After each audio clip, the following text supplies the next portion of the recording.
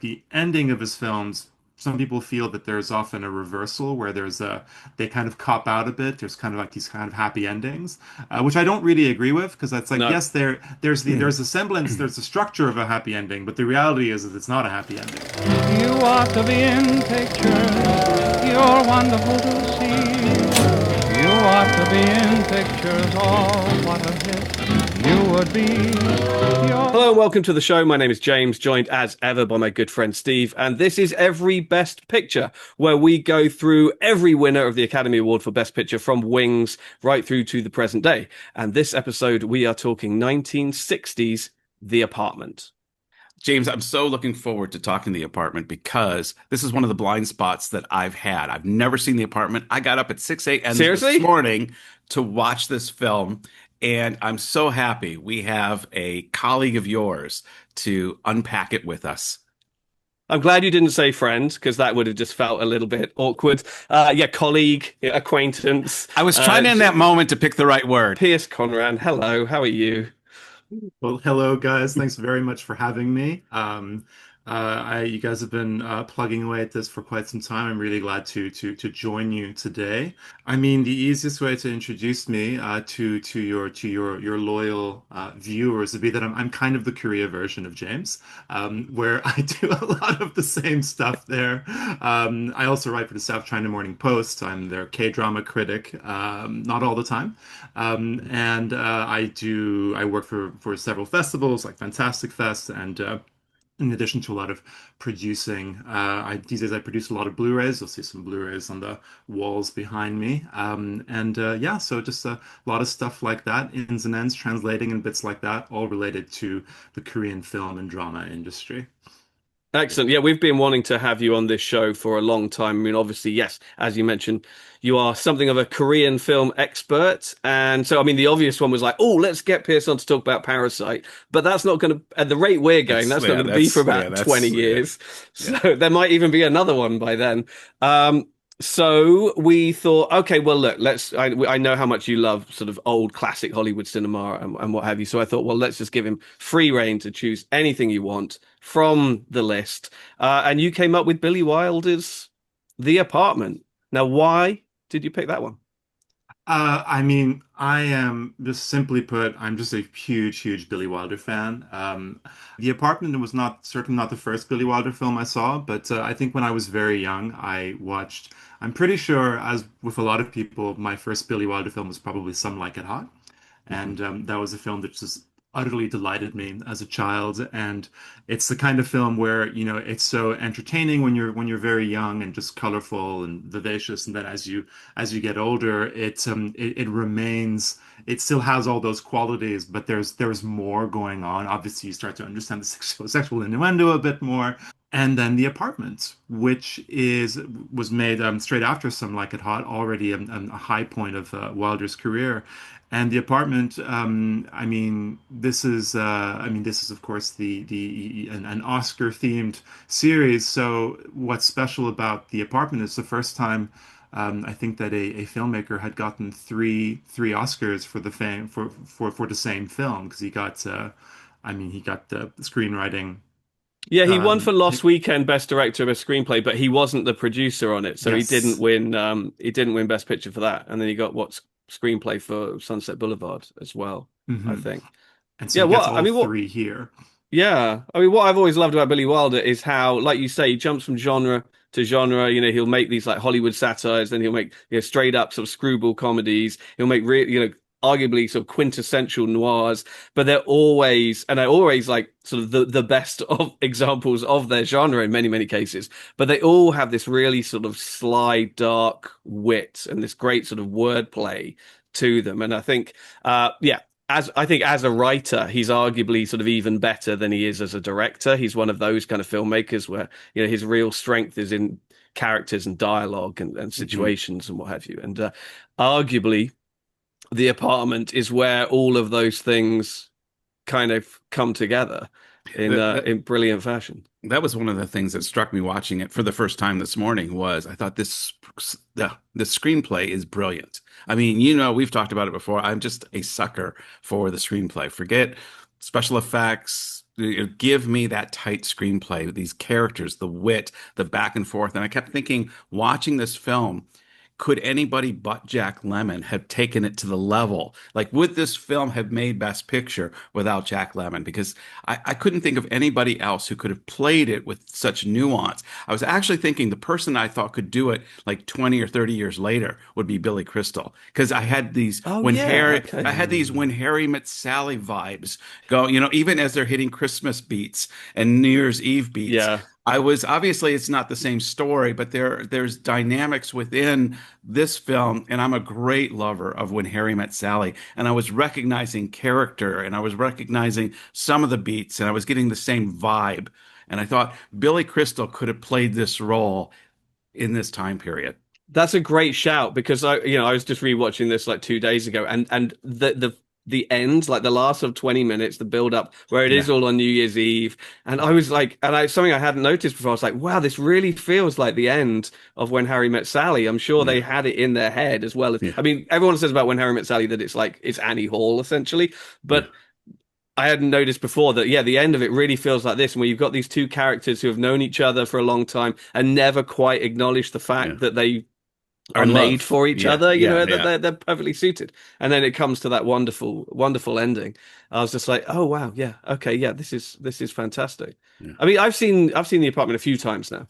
I'd probably say 3 or 4 times over the years. Mhm. And I'd totally forgotten until watching it this time how dark it gets. And Mhm. I mean, the second half of the movie is all about suicide, really, more than anything. And I was like, how had I forgotten all of this? And it plumbs some pretty serious dramatic depths in that Mhm. in that second half, which you do not see coming at all.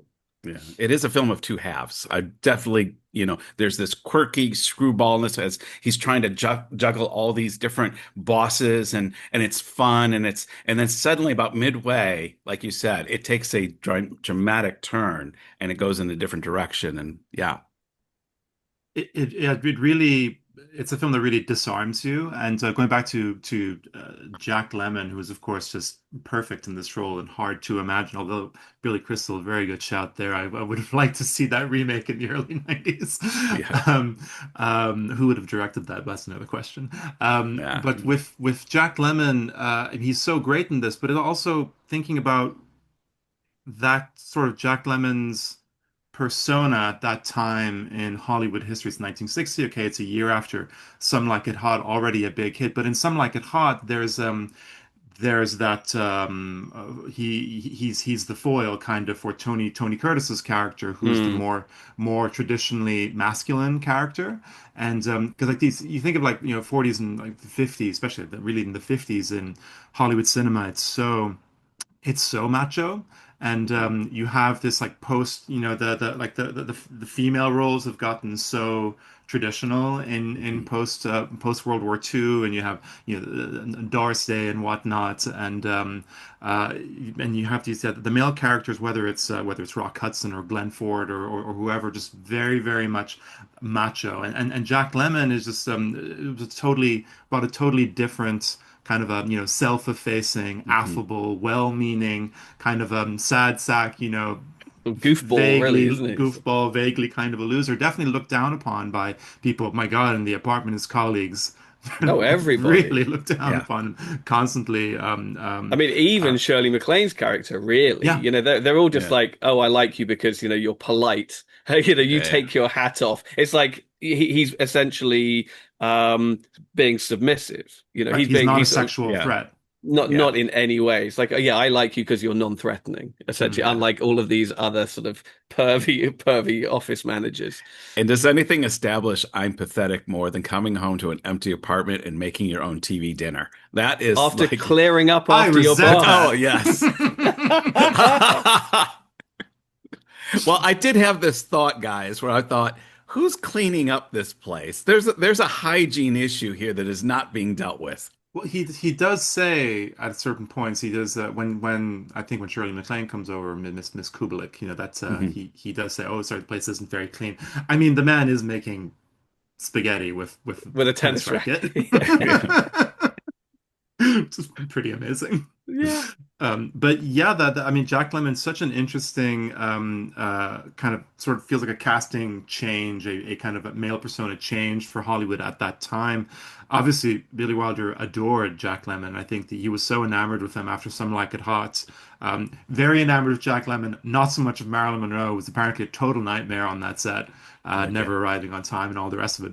The results obviously are incredible. But Mm. he really wanted to work with Lemmon again. The Apartment, of course, proved a perfect vehicle for that and very much him being front and center there, not sharing the limelight with Tony Curtis. As you said, Steve, what struck you was the script, and of course the script of The Apartment, deservedly wins an Oscar, and it is often described as one of the greatest scripts of all time, and of Mm. course it is. I Mhm. mean, it's a diamond of script writing. And Mhm. It's speaking perfect. of diamond, the co-writer, of course, is it's IAL Diamond, not his real name. Right. He's another emigre. He was from Romania, I think, Mm. which or a part of Romania that is now Moldova, similar to how Yeah. Wilder was born in Austria, in a part of Austria that is now Poland. And his I forget his real name, but I know his first name is like Ivy or Ivy, and IAL is just apparently he said Diamond said that he just kind of came up with that because he used to be very good at maths as a kid, and IAL stands for Interscholastic Algebra League. So it's Wow. just kind of another joke. His real name was Itzek Dominici. There we go. Quite different from IAL Diamond. I think, That's yeah, Ivy great. Diamond is how he was called. Ivy. People would call Okay. him Ivy. I think it was. Deep And dive so listeners, where else but here would you get that information? That's why, you know. small, seemingly unimportant details are actually very important. And The Yes. Apartment teaches us that very, very well. It's really a masterclass in this kind of seemingly unimportant details being reintroduced and just being Yeah. just supremely meaningful. I mean, there are so many you can pick apart. I mean, Yeah. there's the devastating moment where Jack Lemmon recognizes Shirley MacLaine's broken little Yes. Oh, makeup mirror, Yeah. that's which the worst. Yeah. and it's such a powerful Yeah. symbol. I mean, it's a great callback. It's just a very clever way of him figuring out and her not knowing that what he knows. At that point, she doesn't even know that he's embroiled in all this as the owner of the renter of the apartment. But then it's just Yeah. it's a broken mirror, and she has that Yeah. line about saying, "Oh, it looks like how I feel" or something like that. Yeah, Yeah. she's like, I like it like that. That yeah, it reminds me of Yeah. how I feel And or and something even like and that. when he notices that there's a shot of him looking at his reflection, which is cracked in two Yeah. because of this whole his Yeah. corporate self affair organizer, I don't know, and then his personal stuff. Yeah. He's become split into two characters as well, and so it works in so many ways. And there's so much of that in the film.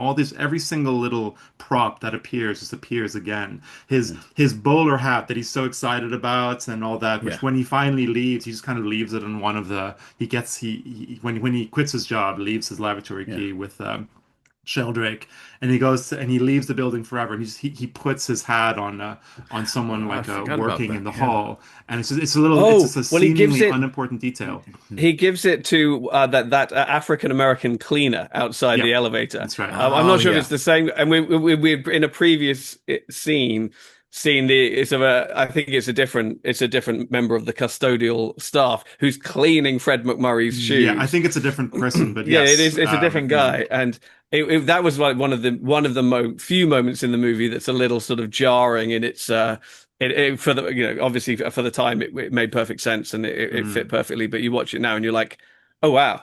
But there are a number of things because you talk about the bowler hat. There are a number of sort of elements of just office life in the Mm. movie that are just so fascinating because I think even at the time they were kind of heightened and exaggerated for comedic effect. Sort of the endless desks. With they use false perspective in order to it's an create this kind of airplane warehouse. It's yeah. enormous. Yeah. It's And Yeah. they would great, just such a use great visual. smaller desks and smaller actors, and in the end, they got children at the back, Yeah, doing it just to create this thing. But just that whole rack down one side as they come in with all the hats and all the coats yeah. and everything like that, you're like, I mean, even if that was actually a thing rather than just Mm. something heightened for effect at the time, I mean, now obviously you would never see anything like that. And I mean, for a number of reasons, obviously no one wears hats in the Yeah. same way that they did back then, where every gentleman wore a hat in the Mhm. city, especially. It was a mark of, as he alludes to, it's a mark of status, to Yeah. Yeah. have a certain the bowler or whatever. But also just all of that wasted space that you could put more desks down, and more sort of computer servers or something. But so many of those little I mean, having elevator girls, Yeah. things Mhm. like that. Just so many of the little sort of nuances of sort of modern times, modern Yeah. day sort of city life, and it got me thinking about what was it about this movie specifically that sort of resonated with audiences and with voters, particularly at the time, because it seemed to arrive at a time when the types of films that were being honored were the big period epics. Ben-Hur the previous year, Around the World in 80 Days, Few Years, From Here to Eternity. Can't remember the last time that a contemporary set movie had actually won the main Maybe prize. It was Marty, which kind of has shares a yeah, bit of the Yeah. vein okay, with Yeah. this. yeah, which was also incredibly small and character driven and all the rest of it. And this feels like another acknowledgement of just, okay, here's where we're all at right now. Here's where society is right now. Forget all of this escapism. What we're going to do is we're going to do a satire, and a very pointed satire, just about sort of in many ways the loneliness of urban life circa Mhm. 1959, 60, whatever. And that was something I wanted to sort of discuss with you guys. Well, that's one of the things that I loved about this film is the underlying social critique. Because in modern days today, even the MAGA crowd, they always look back at the 50s. These were the time when America was at its best. This is when office people were respectful to one another. We didn't have all this crazy, sexual this or that. People were very puritanical. And it's interesting how Wilder, it really exposes the time period for there's a lot of infidelity going on, and there is a criticism of this drone-like office structure, this capitalistic structure that basically reduces your human flourishing to a drone. And that's why I love the doctor. I love the subtle message that keeps coming out. Be a human being. The, the Mm. Yeah, the the Mensch. inference, the mesh. Be a flourishing human being. You are not flourishing. This is not the way humans are meant to live. And whether it's The Lost Weekend or even Some Like It Hot or The Apartment, there's also a morality anchor in these movies that despite our exploring human frailty at its maybe most sensational, there's an underlying morality theme that weaves in this film. Yeah, success corrupts, money corrupts. The most honest, moralistic people are the ones at the bottom of the ladder rather than the ones Yeah. sort of at the top. And this the sacrifices that you make, or questioning what sacrifices you willing to make or I not grew make up on in Fred order to McMurray. You know succeed. what it's like? You know what it's like to watch Fred McMurray as a little shit. I mean, this is the all three sons guy. This is the guy who made all the Disney movies. Suddenly I'm seeing him just firing his secretary for this, and this guy is just a narcissist to the Trumpian level, and It's so amazing yeah. how controversial this movie was when it came out for its representation of infidelity, and for people like Fred McMurray, who I think Billy Wilder was intent on destroying Fred McMurray's wholesome image. James and I recently were talking about where going from the Hays Code up until modern times, where pretty much everything's a free-for-all. What were the stages that we went through? Like, when did we see the first maybe naked person on that was nominated for an Academy Award? We just like the sequence here of what was allowed. That's what I'm trying to. What would Mm. we permit? What would be permitted as a cinema going audience? And The Apartment definitely is one of those stages. Obviously, they're introducing concepts that probably were not regularly seen on the screen, and if they were not elevated to nominated for Best Picture. Certainly not acknowledged so brazenly. Yeah. I know what I Mm. was going to say. I was just going to say that it's interesting that it was controversial for its depictions of infidelity rather than its depictions of suicide. But we'll get onto that. Well, yeah. Uh, Absolutely. I guess around this time, it's when the Hays Code is starting to kind of lose its power, lose its grip over Hollywood. Mhm. You have and I mean 1960. Yeah, you start. I'm hazy on exactly, Certainly in the what the 60s, evolution with is. the new Hollywood movement, which would come in like late Mhm. Oh, 60s, for where sure, that would that completely that's when they really abolish it. yeah confronted it and just sort of ignored it if it was still there. Mm, absolutely. It's to go back to Fred McMurray. Yeah, this repeated destruction of his clean cut image. Apparently, he wasn't too keen on doing this one, but of course, it's endures as a lot of people say that his role in the apartment might be his best screen role. And for another tidbit, in both of his Wilder films, he was not the first person cast. And with The Apartment, I think the person who was originally cast just died of a heart attack, I Yeah, think, he did. shortly before production. And so, yeah, Wilder called up McMurray, and it's just such a great performance. Mm. Oh, he's one. I love that sort of there's certain things in the script that just come back at that turn of phrase where they say something and then they're like sort of business wise Yeah, or Mhm. relationship that's wise how it or crumbles cookie wise. cookie. That's how it crumbles cookie wise. Yeah. Which is You, so ridiculous. I mean, I guess it's this sort of just play on sort of business speak. Mm. Office professional jargon, which are marketing talk and all this kind of nonsensical language that we're still having to sort of trawl through on a Oh my daily God. basis and contend yeah. with. Completely. I can never keep up with email lingo, things like Yeah. let's circle back and stuff like that. I don't know. It's all just Yeah. like new stuff I never get comfortable with. But yeah, with the way that Wilder and Diamond just completely lambaste corporate cultures is truly extraordinary. And just yeah, to go back to how that's framed visually, of course, with that yeah that the forced perspective of that Mhm. incredible cavernous office and all these different parts you mentioned with the hat hall or whatever you want to call it. Um, and even there's one point where Jack Lemmon he can't really go home and he ends up sitting Mm, on this ridiculously long bench. Yeah. And of course all of this is accentuated by the choice of shooting the film with like anamorphic lenses, which you would normally for the like, widescreen, which you would normally expect for these epics you mentioned, like Ben-Hur. They were kind of designed for Mhm. that and for musicals in the mid 50s to kind of compete with television. And so a film like The Apartment typically wouldn't have been shot on with those lenses, but it accentuates, the loneliness of the characters and really exaggerates the kind of the conformity and the Mhm. kind of the construction but emptiness of the surroundings that these lonely urban people find themselves in. yeah, the anonymity of city life, really, that you're Mm, surrounded by people, but with whom you have no interaction. People generally talk about that as being more difficult to deal with than if you were in a shack on the frontier all alone, kind of thing, mm, because then you can make your own fun. But just seeing other people's happiness and relationships and marriages and seeing success all around you at every turn is arguably even more sort of soul destroying. And yeah, mm, no, I love how the film taps into all of those things, and it allows it to kind of creep up on you. It's almost like a sort of sleight of hand where yeah, you are in the midst of this kind of screwball comedy where he's juggling the whole sequence where he's like calling back and forth to all his different clients, if you like, in order to reschedule everything just so that he can get Fred McMurray's character in there.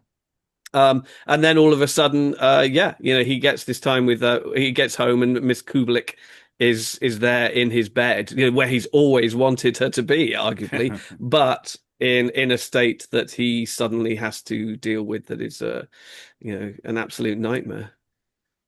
But very it's true. great because other than everything else, it forces him to actually have a proper conversation with his neighbor, with the doctor, who just thinks he's the absolute worst. Because we haven't really sort of acknowledged that side of it. Is that his neighbors just think he's the worst sort of womanizing Total party philanderer. animal. Alcoholic, just booze Yeah. Yeah, bottles, And you and know. and It's never dissuade persuaded of that notion. There's never a moment where they kind of go, "Oh, actually, he's like, no, no, he's Yeah.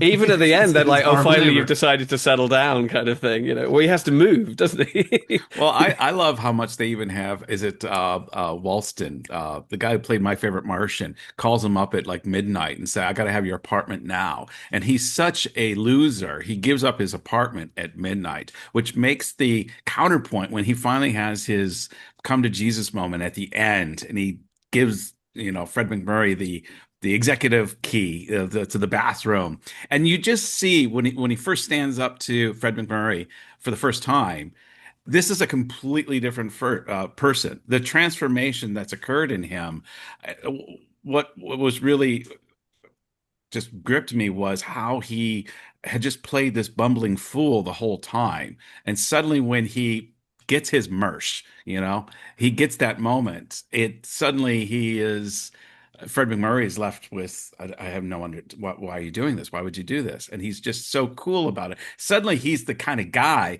that Shirley MacLaine is, yes, now this you're Hmm. no longer the what did you describe him as before? That Uh, he's he- non-sexual. He's yeah, like he's a submissive. yeah. He's all of those things. Yeah, He's a beta. he's Sexually He got goes from being unthreatening. a beta to an alpha.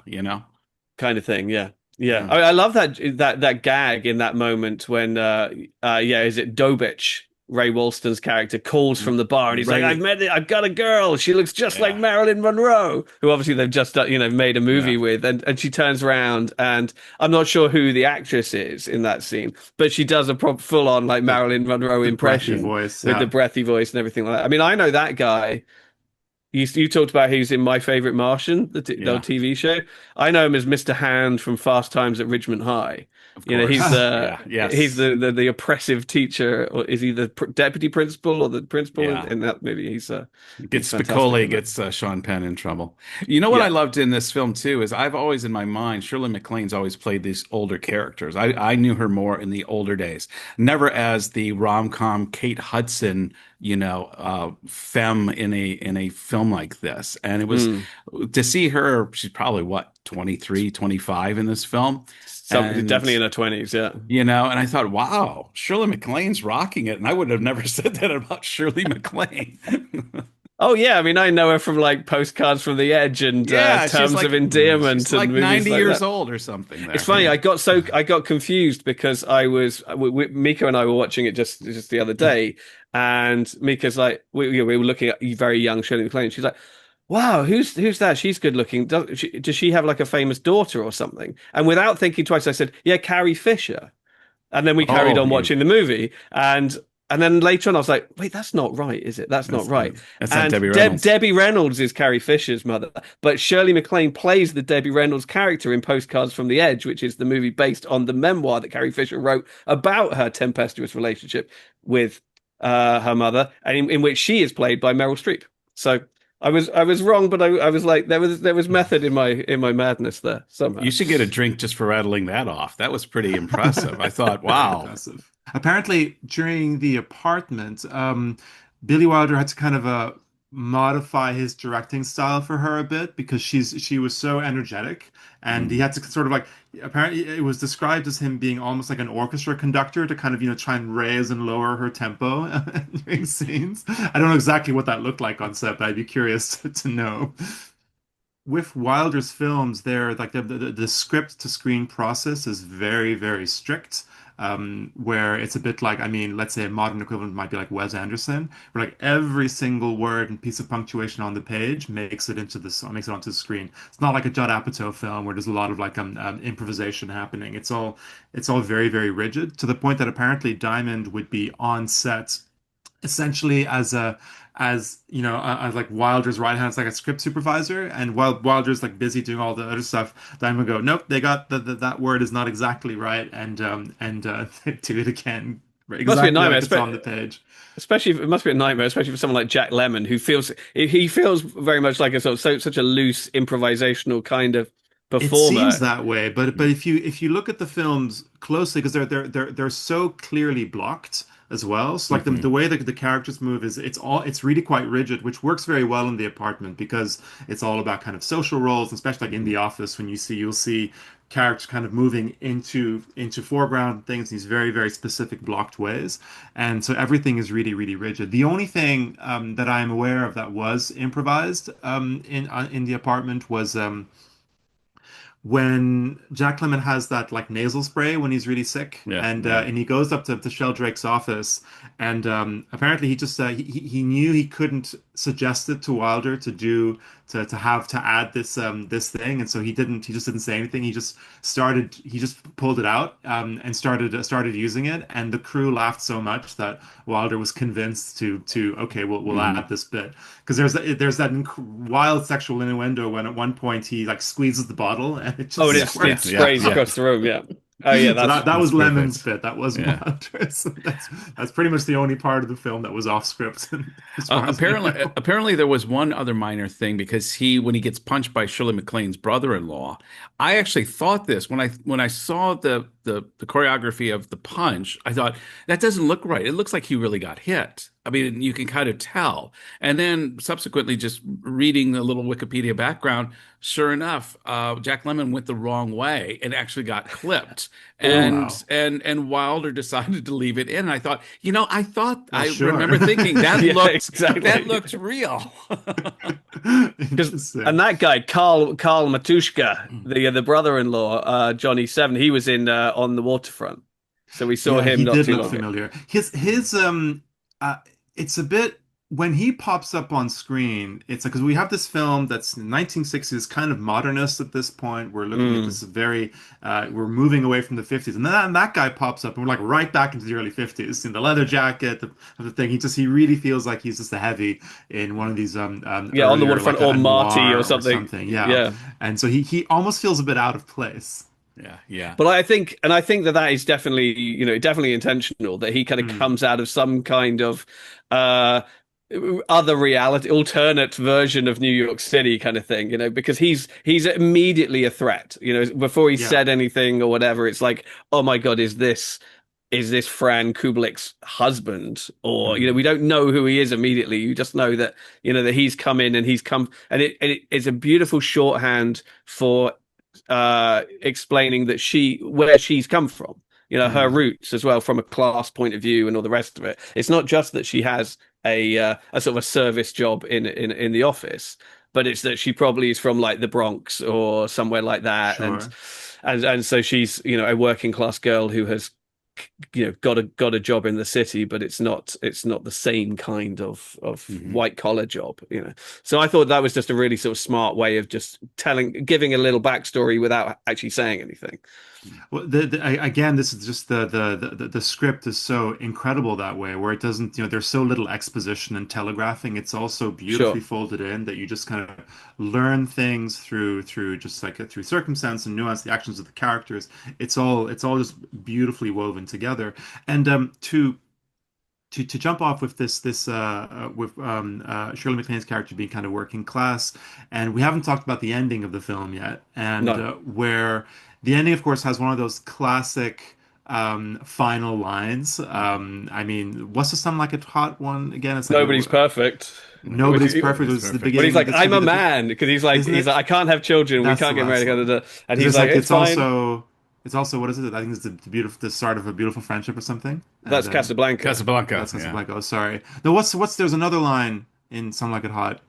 I can't remember at the end. Anyway, Well, no, that's the line. It's Jack they're on the Lemmon boat. who's been Yeah, masquerading as a woman the yeah. whole time and has been seduced by this guy who won't let him go. And he's like, I have to break it to you. We can't get married. He's like, oh, it's fine. We'll live together anyway. He's like, no, I can't have children. It's fine. We'll adopt. And he just rips off the wig and goes, I'm a man. And the guy just shrugs, goes, ah, nobody's perfect. And that's it. It's a And great final line. That's good. and It obviously, is. Sunset Boulevard, has this great final line about, Mr. DeMille, I'm ready for my close up, and Mm. it's obviously something that Wilder just probably worked He's very yeah.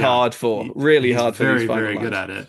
And of course, the final one in the apartment is it's "Shut Up and Deal," right? Yeah. Yeah, And which is great. And so regarding the ending, there's a kind of a few things that interest me because um, people who do criticize Wilder a bit will often point to because like he's considered like the really the great cynic of Hollywood in his his 40s and 50s films and all that. His films are just so dark and bleak, and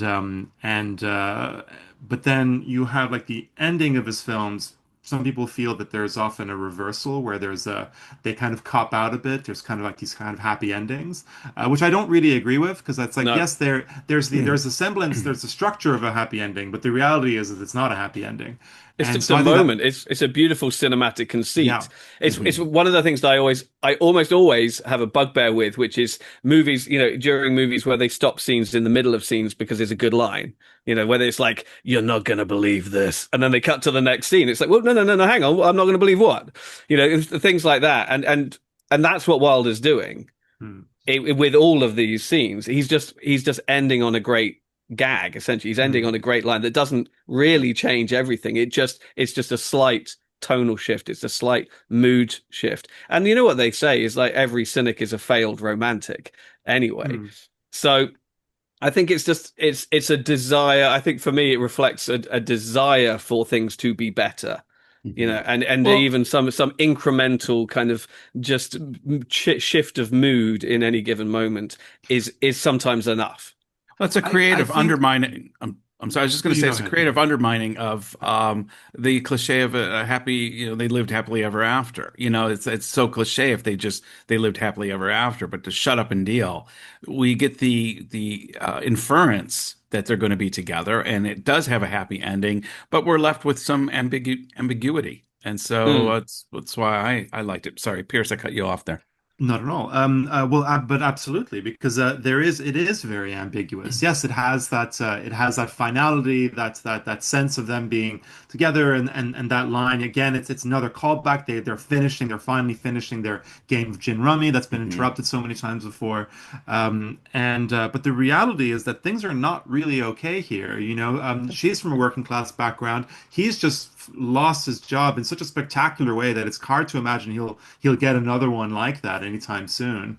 And he's they're together. They're playing their gin rummy game, but they're surrounded by his moving boxes because he's leaving the apartment. And while the apartment has been a location filled with various sordid mishaps, it is still a station in society. It's a foothold, and now he doesn't have that anymore, and she doesn't either. And because of we know she comes from pretty kind of strict traditional family as well, where her sister's husband will come and beat up come and beat Mhm. up a Yeah. guy, that she obviously doesn't want him to be doing that. So given the situation they're getting themselves into, she's clearly probably not going to be living with her sister anymore, and so she doesn't have a home either. So neither have a home, neither have a job, neither have any prospects. So things are not looking too good for them actually. So No, and he hasn't really done anything to win her over romantically. I mean, mhm. apart from saving her life, maybe. But she's not interested in him for No, basically she's not. Yeah. most So of the movie, that's not going to work out.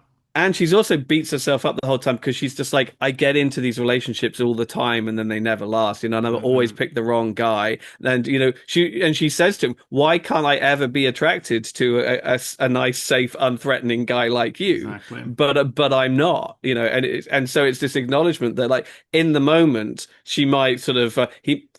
To be very crude, he might even get like a pity shag out of it. But but yeah, there are no the writing is not on the wall, or Yeah. rather the writing is on the wall that this won't work. There's nothing to suggest that it will. But I hate the fact that we're having this conversation because it is such a lovely, optimistic beam of light at the end of a movie that has got quite dark, and I love the fact that it does end on even false hope, even false optimism, and the suggestion that just maybe, they might have found each other, and that might be enough to get them through it. I'm So a glass But half full kind of guy. If you guys want to be a glass half empty, you be my guys.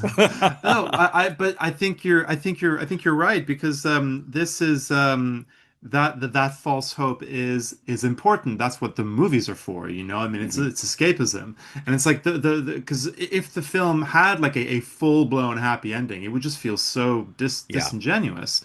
So the fact that it is tempered with the reality just skirting the edges of the screen, you know, that empty apartment that they can't live in anymore, just beyond the frames of that final shot, that just kind of, you know, it leaves it's an impact. It's there's just the reality that, you know, things aren't that simple, and things fleeting happiness is good, and we it's good to have those good moments, and you know, life is more complicated than that. And so I think that just adds to the powers film. So all I'm saying is that people who are criticizing the fact that it's a cop out happy ending, it's like, no, it's not. No, yeah, It's absolutely really right. it's a beautiful balance of it's totally true to the film and its themes and everything, and it still works to give you a lift as you leave the theater or your Oh, Yeah. for house. sure. Yeah, Yeah. you walk out with a spring in your step, going, "Everything's gonna be okay," and with any luck, you won't give it a moment's more thought, and you'll go on Yeah, to dinner. this is where the Netflix's play next function kind of comes in Yeah, you're like, "Oh yeah, handy. good." Well, since I was comparing it a bit too in my head to When Harry Met Sally, as you were explaining all that, I started thinking, well, when Harry Met Sally was on a more definitive, optimistic note, how come it doesn't feel cliche? And my thought was because interspersed throughout the whole movie, you have these older couples who have been married for 40, 50 years, who obviously still love each other, but are talking about the hurdles, the reality, the mundane, that basically juxtapositioning this romantic novel moments are they've got 30, 40, 50 years ahead of them where they're going to be plowing through. Romance isn't always going to be there, but they'll Mm. probably stick it out and we can enjoy their happy ending. That they'll probably be one of these old couples going, yeah, Sally still is a bit of a high maintenance girl, it's Oh something yeah, like that. if they do stick together, life is going to be tough Tough, yeah. for Fran and CC Baxter. You know, Well, CC, they're what a name. yeah, CC CC Bex. Baxter. It's so good. It's so To good. me, to me, And everyone calls him Buddy Boy. I love that. buddy, Yeah, It's oh, so it's demeaning. It's what so you would call a meaning. demeaning. child, isn't it? Yeah, hey, buddy I boy. just wanted to say one more thing just about how good the script is, and that is when the movie begins, he's right in too deep already with all of this. You know, it doesn't start and he's like, "Oh, my boss has put me under." You know, he's his boss comes and propositions him, and he's like, "I hear you've got an apartment in the city," and things escalate. He's already got at least four of his managers you using and abusing him and his apartment already, and he's in way over his head when we are first introduced to him. And I think that's absolutely brilliant that no time is lost establishing any of this or how he came to be in this situation or whatever. It's just like boom, here he is, and he's screwed already Yeah. basically, He and this is gives a how he's little going to get out. exposition. He gives a little exposition midway through the movie. He's explaining to somebody how it originally started, but it's very minimal exposition just to give us an idea of how did he ever get into this crazy situation in the first place. But absolutely, James, Mm. what is so tight about the screenplay is we just hit the ground running. Yeah, That reminds me that the concept of the film was Wilder was inspired by another film. He was inspired by David Lean's Brief Encounter, where that's right. there's Trevor Howard's character borrows the apartment of a friend to have his affair. It's an unconsummated affair, but it is. I think so. Wilder kind of made a note at the time. It's like, what about? I think his note was something like, "What about the guy who has to sleep in the warm bed?" Which actually doesn't really apply in Brief Encounter because the bed is not used for the affair ultimately. But anyway, the idea was in his mind, and that's kind of where it came from apparently. There's another inspiration as well, which is apparently the other end of that happened to Diamond. I think it was to Diamond, where he broke up with his girlfriend and then his girlfriend tried to commit suicide in his apartment, in his Oh, bed. I'm not sure if she actually died or if he found her in time, but that part of it is also inspired I did not know that, and by as I can true see, events. that And that's it feels very, yeah. Now Yeah, that you yeah. mentioned that, it does feel very kind of a lived and true. Oh, okay. I think we have to kind of attempt to circle the airport, if not park this ride just yet.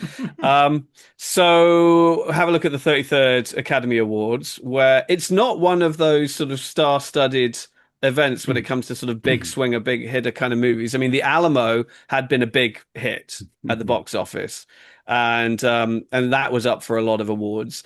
I always like to sort of dig through what else was out that year, and it was the year Psycho was out. Psycho was obviously obviously a great movie, but didn't do super well at the Oscars. I mean, Hitchcock got a Best Director nomination, but other than that, it didn't really get anything above a few sort of technical nods. The biggest hit of the year was actually Spartacus. Oh yeah, You Kirk know, Douglas. I'm surprised that wasn't nominated. That's obviously well, a great again, movie. that got a couple of little sort of mentions here and there. Peter Ustinov won Best Supporting Actor. It got like cinematography, I think, or something like that. But or color art direction.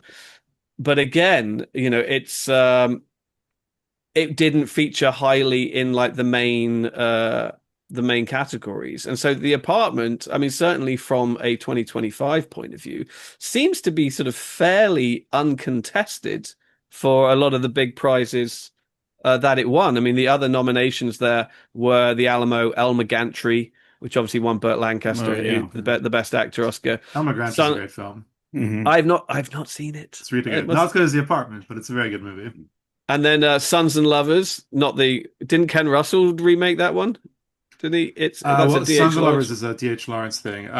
Did he do Sons and Lovers? No. Okay, he did Women in Love, didn't he? He did Women in Love, and he did a few other ones. We don't have to get into that, but no. It's because it's not. Adaptations. It's not that one. It's a Jack Cardiff one, and then the Sundowners, which Fred Zinnemann won about Australian outback, which again got a fair number of nominations, but it's not a film I'm familiar with, I must be honest. So so The Apartment kind of came into the night with where's the list of actual number of nominees? It beat The Alamo, huh? That was because Alamo was a big film.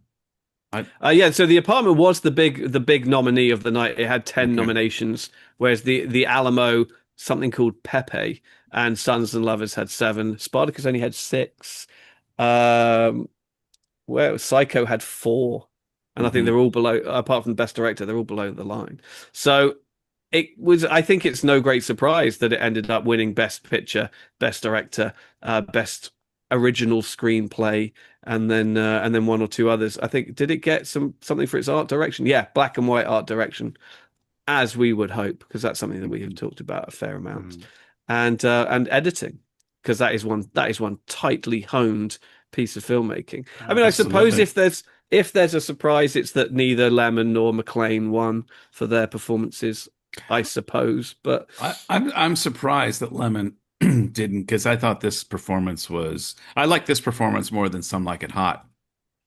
Well, he's a more nuanced character here for sure. For sure. There's more levels here, yeah. But maybe that plays into, because Burt Lancaster is fantastic in Elmer Gantry, but it's playing into maybe what I was kind of mentioning before, how Lemmon is kind of this, showing this kind of new kind of male performance in Hollywood, whereas Burt Lancaster, Trevor Howard, Spencer Tracy, the other nominees, they're very much still like traditional male archetypes, kind of alphas. Very so masculine. The Academy was more comfortable giving the statue to keep masculinity alive. I don't know. I mean, Shirley MacLaine was up against some heavyweights as well. She was up against Deborah Carr, Greer Garson. Liz Taylor won for Butterfield 8. By all accounts, that was a bit of a sort of a mercy win. She had just been very, very sick, apparently, for quite a long period of time. And Cleopatra, right? I think that's what nearly killed her, didn't it? And so there was some talk at the time that they gave her the award just, almost in fear that it might be her last, I suppose. Although she then went on to win 6 years later for Who's Afraid of Virginia Woolf, which is, I think, a much better win than this. And Shirley MacLaine had to wait till the 80s for Terms of Endearment for her Oscar win. But so that's where we're at. So I think this is going to be a fairly easy one. Mhm. So do we think The Apartment has stood the test of time? Yes. Yeah. It remains regarded as one of the greatest films of all time. That's pretty incontestable. It's personally speaking, it might not quite be my favorite Wilder film, but for a lot of people, it is the best Wilder movie. It's certainly the best Wilder script. And absolutely has 100% stood the test of time. And you watch that today, and it's still all that kind of urban alienation and the corporate Mhm. culture. I mean, God, has anything really changed? No, Just the Well, this hats are this is gone. it. That's it. it's Office Yeah, exactly. Space. The hats have gone. The elevator girls have gone And in keypad some and keys places. are keypads, but that's about it. Yeah, Yeah, I yeah. mean, there's someone, we all live in big cities and have all had office jobs and what have Mhm. you, and it's just like, yeah, it's all It's still there. Yeah. Uh, Everything about it. I mean, I want to just mention again that I sat down a couple of years ago now with my wife and showed it to her, and was really. I mean, it's a great movie, obviously, but I was actually amazed about how much she liked it as well, and it just speaks to how universal all of the themes are in it and how contemporary or perennial they are and just how sharp and how witty and how smart and how funny. So little of this film has aged poorly. Very few. We've raised one or two little, arguably fairly cosmetic details, but only and albeit fairly affectionately. But yeah, no, this is absolutely, speaks to just the power of the craft. It's just Yeah. nails it. No, Especially absolutely. films. Sorry, but especially as Okay. films of this period, a lot of them do tend to feel dated. The late Mhm. 50s, early 60s, a lot of them feel very dated. A lot of them are still very good, but they're very much of their time. Except, for the couple that really, really stand out, which are that year, of course, The Apartment and Psycho. Mm, Yeah, I was just definitely. gonna touch on a couple of similar points that it's truly timeless. You don't feel for a moment like you said you watched it with Minka. One of my regrets was Tammy's away for the weekend. So I'm thinking I'm going to be watching this again within the next 2 weeks because she's never seen it. I want to watch it with her. She loves rom-coms, and this is a timeless rom-com, whether it's 1959, 60, or 2025. This is just a we talk about perfect films. I nearly, in the genre which it is in, this is a perfect film for all intents and purposes. I'm trying to find a flaw. Like there's an area that, Wilder could have done this a little bit better. He could have tweaked it here. Keeps, it's a great film except for this. I'm strained to find where that except for is in this film. Mm. I know, I absolutely agree. It's one of the most tightly written, polished, brilliantly performed. I mean, everybody in it, even the characters that only have like one or two scenes Hmm. are just fabulous and are all given their moment and are all serviced beautifully by the script. It's just fabulous. So that does bring us to our second question. So do we think it deserves its place in Oscar history? Oh, drum roll, please. I mean, we don't. It could go either way here. It could go either Yeah, way. hard to say, hard to say. Hmm. Well, I'm gonna venture a yes. Yeah. Understand, Absolutely. Pierce. Understand, Pierce. When we were doing Gigi a few weeks ago, we had a little more discussion on this. Yeah, but yeah, I mean, this is not only in this year. I mean, I suppose we have expressed a modicum of surprise that films like Psycho and Spartacus, which arguably have stood, well, certainly Psycho has stood the test of time as well, did not fare better on the night. Were not better represented, but they wouldn't have won. I mean, The Mhm. Apartment is great, and I love it when sort of the small little modern contemporary movie wins. Yeah. Like this year, I was really happy to see sort of Anora win out over. Even though I love like a movie like The Brutalist, The Brutalist feels like a more obvious kind of Oscar-y movie Right. rather than the tight little contemporary character piece, which I think The Apartment absolutely is, and those are always the more interesting wins for me. Yeah, so Pierce, thank you very much for joining us today. That was a lot of fun. Thank you Um, very much for having me. I Yeah, really, Pierce. Thanks so very much. Yeah. fun discussion. Thank you for giving me the opportunity to blabber on about Billy Wilder Not at and his all, great not at all. screenplays. You're always welcome. If there's anything else you want to talk about with us, just let us know, and we'll put you in the spreadsheet because obviously we've still got quite a long way to go. We haven't been doing these Absolutely. quite as quickly as we had anticipated. Well, I'm kind of assuming that you'd slow down on purpose to time it so that for the 100th Oscars you Yes, can do the final video. you've seen straight through us. Yeah, Yes, yes. Yeah, that's that's a great exactly idea. it. Yeah, of course. It goes without saying. So, should anybody, and I don't know why they would want to, follow you online or see more of your stuff or read more of your stuff or anything, where can people find you on the internet? Well, at South China Morning Post in the lifestyle section, constant K-drama reviews there, I suppose. If you like Blu-rays, and I have a Blu-ray right here from the apartment when I was watching. Hey, I have that. And Hey. this is by Arrow Video, a company I do work for. I do a lot of I do Korean releases for them and for a few other companies. And Um, we've recorded quite a few We've audio recorded commentaries. many commentaries for lots of different labels, Umbrella and Second Sight, a bunch of others. We'll end it Lovely. here. Yeah. Till next episode, everybody. We'll see you. Thank you. Bye-bye. Bye bye. You ought to be in pictures, oh, what a hit you would be. Your voice